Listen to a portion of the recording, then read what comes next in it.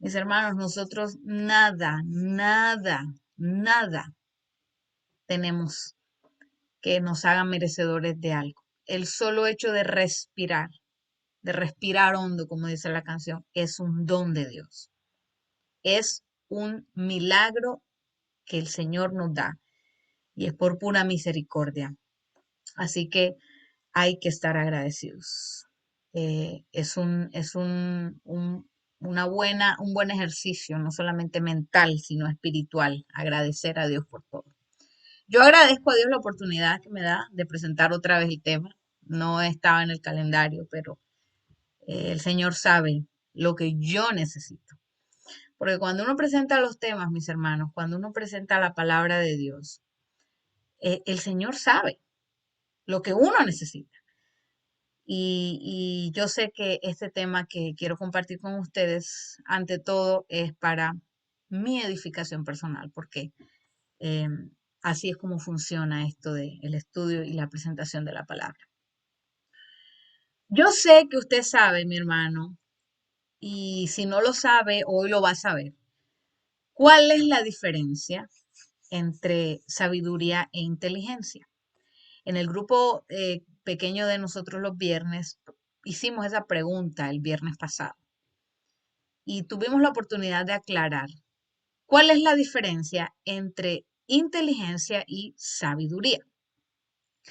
Tendemos a confundir o a usar mal los términos. Y a la luz de la Biblia, ambas tienen una definición. Vámonos primero a la definición que puede dar el diccionario para después ir y ahondar un poco más en la Biblia.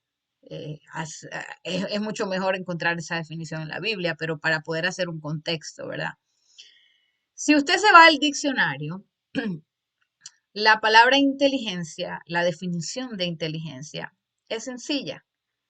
Es la manera que el ser humano, la capacidad más bien, que el ser humano tiene de adquirir conocimiento.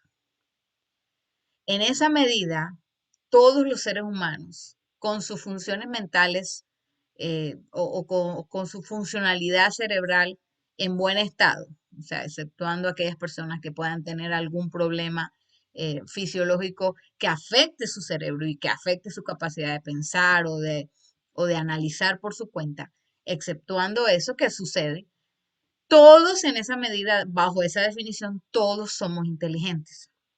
¿Por qué? Porque todos tenemos la capacidad de adquirir conocimiento. Que unos tengan una capacidad diferente a otros, unos tengan mayor capacidad que otros, eso es otro asunto. Pero bajo esa definición de que inteligencia es la capacidad de adquirir cualquier tipo de conocimiento, todos podríamos decir que somos inteligentes. Pero el asunto no está en eso. El asunto está más bien en el otro término, en lo que es sabiduría.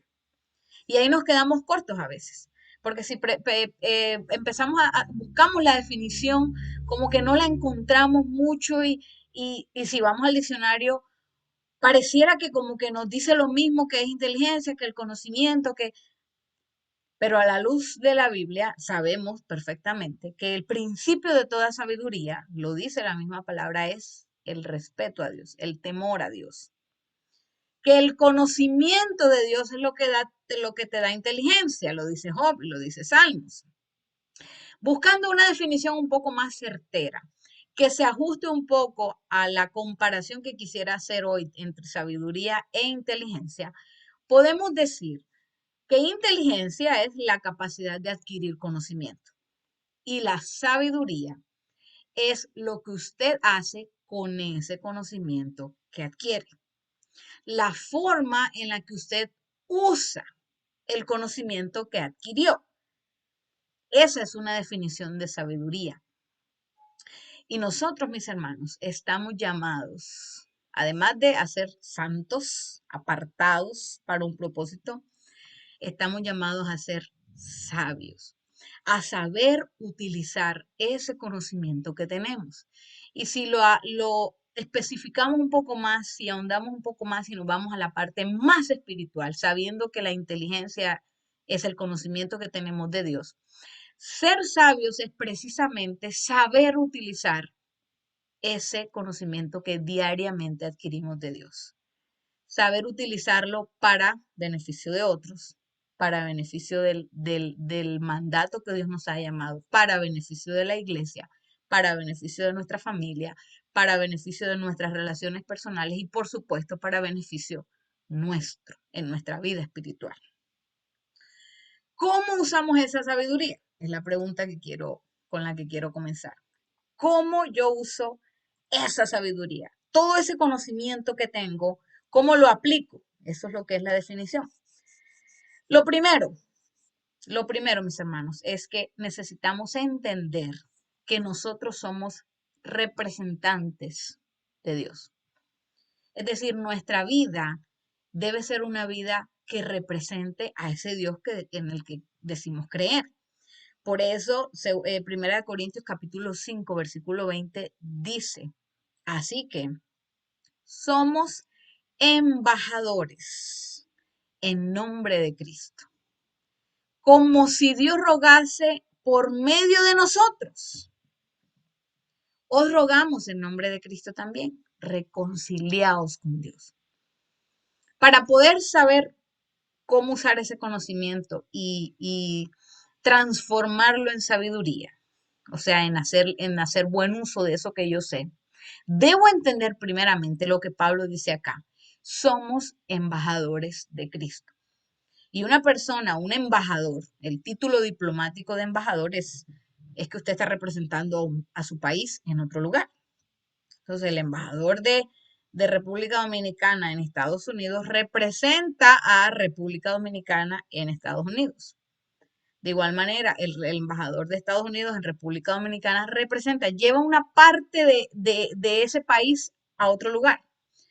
Pues nosotros somos embajadores de Cristo, porque recuerde que nuestra ciudadanía, a pesar de que estamos aquí, no es de este mundo. Nosotros somos ciudadanos del cielo. Ese fue el tiquete que Jesús compró y que ya pagó y que usted adquirió cuando lo aceptó. Entonces, entendiendo eso, para ser sabios debemos entender, comprender que somos representantes de Dios en este planeta. Cuando nosotros entendemos eso, sabemos entonces que si somos embajadores de Dios, tenemos que ser diferentes al mundo. Estamos llamados a ser diferentes en todos los aspectos de nuestra vida. Primera de Juan, capítulo 2, versículos 15 al 17 dice, no améis al mundo ni las cosas que están en el mundo. Si alguno ama al mundo, el amor del Padre no está en él. Porque todo lo que hay en el mundo, los deseos de la carne, los deseos de los ojos, la vanagloria de la vida, no provienen del Padre, sino del mundo. Y el mundo pasa y sus deseos, pero el que hace la voluntad de Dios permanece para siempre. Usted conoce los 10 mandamientos, desde el 1 hasta el 10. Usted sabe qué es lo que Dios quiere. Usted sabe, usted conoce, eso es inteligencia. Pero cuando usted aplica que eso sabe, es decir, usted obedece esos mandamientos que ya conoce. Usted hace la voluntad de Dios que ya la conoce porque está en su palabra. Usted, según este texto en Primera de Juan, el mundo pasa y sus deseos, pero usted y yo que hacemos la voluntad de Dios, permaneceremos para siempre. Somos embajadores de Cristo, por tanto, debemos representarlo bien. Y para poder representarlo bien, estamos llamados a ser diferentes. Y esa diferencia a nosotros nos hace obedecer, mis hermanos. Romanos 12, versículos 1 al 2, dice algo muy parecido a lo que acabo de leer. Dice Pablo aquí, hermanos, os ruego por las misericordias de Dios que presentéis vuestros cuerpos en sacrificio vivo, santo, agradable a Dios, que es vuestro culto racional. ¿Se da cuenta? Racional, el raciocinio. ¿Cómo usa usted esa inteligencia? ¿Cómo todo eso que sabe, cómo lo aplica a su vida? Eso es sabiduría. No os conforméis a este siglo, sino transformaos por medio de la renovación de vuestro raciocinio, entendimiento, o sea, eso que usted conoce. Qué importante es. Por eso es necesario, mis hermanos, y aquí voy a hacer un paréntesis, es necesario llenar la mente de cosas útiles. ¿Para qué vamos a estar llenando la mente de basura cuando todo eso que entra a nuestra mente se supone que es lo que nos hace inteligentes? ¿Qué necesita usted para llenar una mente, para que sea una mente inteligente, capaz de razonar y por supuesto capaz de aplicar eso que conoció? Pues evidentemente necesita algo que sea bueno para esa mente. A veces nosotros llenamos nuestra mente usando nuestros sentidos porque son las avenidas del alma que llaman y lo llenamos mal. Y si usted no vacía esas cosas, es como el closet. Muchas personas, y yo analicé eso alguna vez y dije, bueno, hasta tiene sentido eso. Muchos psicólogos dicen que así como está su closet, está su mente. Yo me puse a analizar, ¿será verdad? Y en lo que leí decía, si su closet está desordenado, lleno de cosas tiradas, embutido de cosas, así está su mente. Si hay cosas que usted sabe que no usa y que sabe que no deberían estar allí, así está su mente. Y yo haciendo esa alegoría en el momento que lo leí, yo hice la comparación y yo dije, bueno, conmigo tienes razón, no sé si con todo el mundo funciona. A mí me funcionó, es verdad. Y empecé a vaciar mi closet como un ejercicio físico y entonces también mental. Porque con lo que llenamos nuestra mente es con lo que actuamos. ¿De qué está lleno su closet? ¿De qué está llena su mente? Eso influye en lo que usted es, en cómo se expresa, en cómo se comporta, en cómo actúa frente a X o Y circunstancia. Es importante llenar nuestra mente de cosas espirituales, mis hermanos. Por eso dice Pablo aquí, no os conforméis a este siglo, sino transformados por medio de la renovación de nuestra mente, de nuestro entendimiento, para que puedas comprobar cuál es la buena voluntad de Dios. Ay, Señor, ilumíname. Dime qué hacer. ¿Cómo va Dios a hablarle a una mente que está llena de cosas que no edifican? Es difícil. No es imposible para Dios, pero es mucho más difícil si tuviéramos la mente llena de cosas que edificaran. Entonces, somos embajadores de Dios, así usamos nuestra inteligencia, así llegamos a ser sabios, sabiendo que somos embajadores de Dios, sabiendo que si somos embajadores de Dios, somos diferentes, somos y estamos llamados a ser diferentes y también estamos llamados a pensar diferente. Por eso Pablo en el libro de Filipenses, capítulo 4, versículo 8 dice, por lo demás, hermanos, todo lo que es verdadero, todo lo que es honesto, todo lo puro. Usted se sabe ese texto y qué buen ejercicio el que comentó el hermano Francisco. Yo lo voy a aplicar en el grupo pequeño nuestro, en aprendernos los textos de memoria. Todo lo bueno, todo lo honesto, todo lo justo, todo lo puro, todo lo amable, todo lo que es de buen nombre. Si hay virtud alguna, si es algo digno de alabanza, en esto pensad. Mire qué consejo el de Pablo tan tremendo. Porque cuando nosotros somos embajadores de Cristo, lo representamos a Él, sabemos que somos diferentes, actuamos diferente, por tanto, tenemos que pensar diferente. El ser humano, hoy en día, en este mundo tan, qué sé yo, absorbente, piensa de una manera y actúa de otra.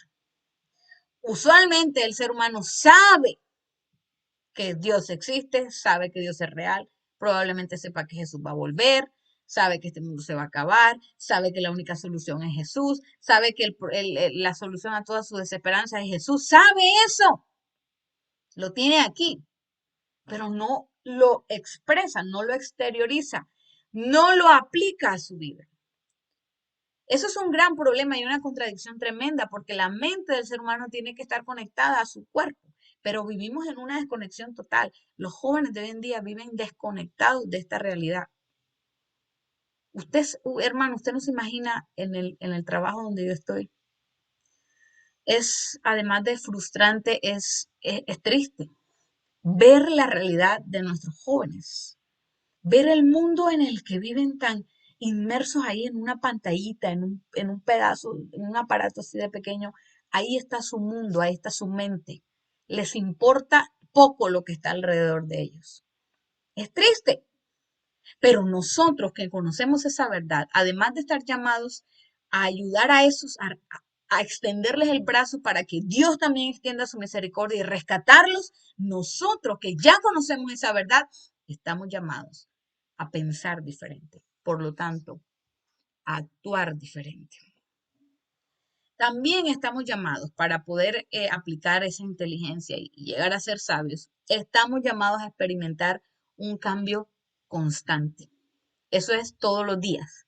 Eso no es un día a la semana. No podemos conformarnos con el poquito de comida una vez a la semana. Es imposible. Eso es un asunto diario. Eso es un asunto personal. Muy bien lo que hacemos en la iglesia. La iglesia es necesaria. Aprendí del pastor Christopher cuando vino eso. No es bueno que el hombre esté solo. Pues ya lo sabía, pero como que lo reforcé. No es bueno que el hombre esté solo. Y eso no solamente se aplica al hombre cuando está soltero o a la mujer cuando está soltera. También al hombre o a la mujer que acepta a Jesús y necesita a la iglesia. No es bueno que el hombre esté solo. Necesitamos la iglesia. Y muy bien lo que hacemos en la iglesia. Pero eso es solamente un día a la semana. Dos, si incluimos el miércoles, días de hoy, y los demás. Y nuestra devoción personal. Y nuestra relación personal y privada con Dios. Mire lo que dice Pablo en 2 Corintios 3:18. Por tanto, nosotros mismos, mirando a cara descubierta como en un espejo la gloria del Señor, somos transformados de gloria en gloria en la misma imagen, como por el Espíritu del Señor. Somos transformados. El proceso de transformación no es instantáneo. Eso es un proceso, por eso se llama así.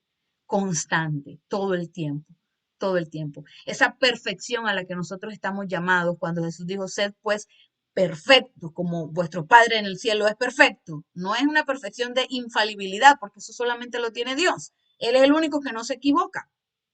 La perfección a la que nosotros estamos llamados es ese caminar con Dios. Caminó Enoc con Dios. Y era tan perfecto su andar, siendo él un ser humano, que Dios se lo llevó. Estamos llamados a eso. Tenemos el conocimiento, sabemos cómo, ahora hay que aplicarlo a nuestra vida, mis hermanos, para poder ser transformados, mirando a cara descubierta como en un espejo la gloria del Señor. Estamos llamados a ser diferentes, a pensar diferentes, a reflejar a ese Dios, a representar a ese Dios. Y estamos llamados a experimentar un cambio constante en nuestra vida. ¿Cómo? ¿Cómo hacemos eso posible? Porque la teoría, miren, la teoría la sabemos, mis hermanos. Si usted tiene 1, 2, 3, 10, 50 años en la iglesia, usted sabe la teoría. Es más, a los hermanos recién bautizados, gloria a Dios por los grupos pequeños, porque ahí se le enseña la teoría y también la práctica. Entonces sabemos, pero a veces no sabemos cómo llegar, cómo practicar eso, cómo llegar hasta ese punto. Salmo 119, versículo 37. Mire lo que pide el salmista. Aparta mis ojos que no vean vanidad. Avívame en tu camino. Aparta mis ojos, los sentidos. Por los ojos es por donde más entran cosas a la mente. Los ojos, los oídos y el tacto son tres de los sentidos por los que más adquirimos ese conocimiento. Los ojos y la mente los ojos y los oídos son los primordiales para eso. Los ojos son las avenidas del alma, dicen. Aparta mis ojos, pide David, que no vean la vanidad. ¿Qué es vanidad? ¿Qué será eso? Hay dos ejemplos que quiero compartir acerca de esto. Son muchos, pero solamente voy a colocar este en especial, con dos textos, que nos pueden dar una idea. No me vaya a malinterpretar, se lo pido. No vaya a pensar que es que yo estoy señalando o atacando este punto que ya lo va a leer y ya se va a dar cuenta cuál es, sino que es uno de los muchos ejemplos que pueden haber. ¿Por qué? Porque nosotros, hermanos, necesitamos exteriorizar esto que tenemos. O sea, nosotros, la gente no ve en nosotros lo que tenemos en nuestra mente. Las personas ven en nosotros lo que nosotros hacemos, lo que nosotros exteriorizamos. Mira lo que dice el primera de Timoteo. Sí, primera de Timoteo capítulo 2, versos 9 y 10. Escuche esto. Asimismo, que las mujeres no se atavíen de ropa decorosa. Perdón, se atavíen. Leí mal. Que las mujeres se atavíen de ropa decorosa, con pudor y modestia. Estoy enredada hoy. Voy a volver a leer, porque repito, es un ejemplo de muchos que pueden haber. Asimismo, que las mujeres se atavíen de ropa decorosa, con pudor y modestia, no con peinado ostentoso, ni oro, ni perlas, ni vestidos costosos, sino con buenas obras, como corresponde a las mujeres que profesan piedad. Creo que la última parte del versículo 10 es la representación viva de lo que debería ser eso que nosotros tenemos adentro. Porque a veces, mis hermanos, cometemos el error, y esto aquí está hablando de las mujeres, pero aplica para los hombres también. Cometemos el error, mis hermanos, de que pensamos una cosa y decimos creer una cosa, pero no demostramos eso, demostramos algo diferente. Y nuestro estilo de vida, cómo usted se viste, cómo usted anda, a dónde usted va, cómo usted come, a dónde entra, a dónde no entra, a dónde sí puede ir, ¿sabe? Y a dónde no. Eso es lo que lo define a usted como un cristiano. Porque esa sabiduría que nosotros necesitamos es la que nos hace actuar. Porque si no, usted viera un bar de música bailable, música pegajosa, usted sabe que usted no debe entrar ahí. Usted ya lo sabe, esa es la inteligencia, ese es el conocimiento que usted ya adquirió y sabe por qué no debería entrar ahí. Pero sin embargo entra, usted no sabe. Usted sabe que debe hacer una cosa y sin embargo la hace. Eso no es sabiduría. Lo que nosotros exteriorizamos es lo que demuestra si somos sabios o no. Y repito que este es uno de los muchos ejemplos que puede haber. Pedro también lo recalca aquí. Allá lo dijo Pablo, aquí lo dice Pedro. Primera de Pedro 3, versículo 2. Considerando vuestra conducta casta y respetuosa. Aquí él también se refiere a las mujeres. Hay un contexto que hay que analizar, pero no lo voy a tocar a esta hora porque muchas personas dicen, oh, que la Biblia es bien machista, porque Pablo dice, no le permito a las mujeres hablar en la iglesia, la mujer manténgase callada. Hay que entender el contexto, pero ese no es el punto hoy. El punto que quiero tocar es lo que nosotros exteriorizamos. Porque David, en el Salmo que leímos, 119:37, dice, aparta mis ojos que no vean vanidad. Que no nos acostumbremos nosotros mismos viéndonos en un espejo, porque ya lo leímos antes, que lo que debiéramos ver en un espejo es lo que refleja Dios. De gloria en gloria somos transformados. Eso es lo que deberíamos ver. Pero a veces nosotros vemos en un espejo, nos vemos a nosotros mismos. Nos alabamos más bien a nosotros mismos. Me gusta cómo me veo.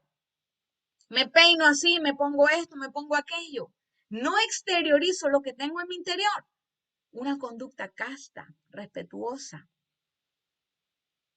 Que vuestro atavío, dice Pedro aquí, no sea el externo de peinados ostentosos, de adornos, sino el interno, el del corazón, el incorruptible ornato de un espíritu afable y apacible, que es de grande estima delante de Dios.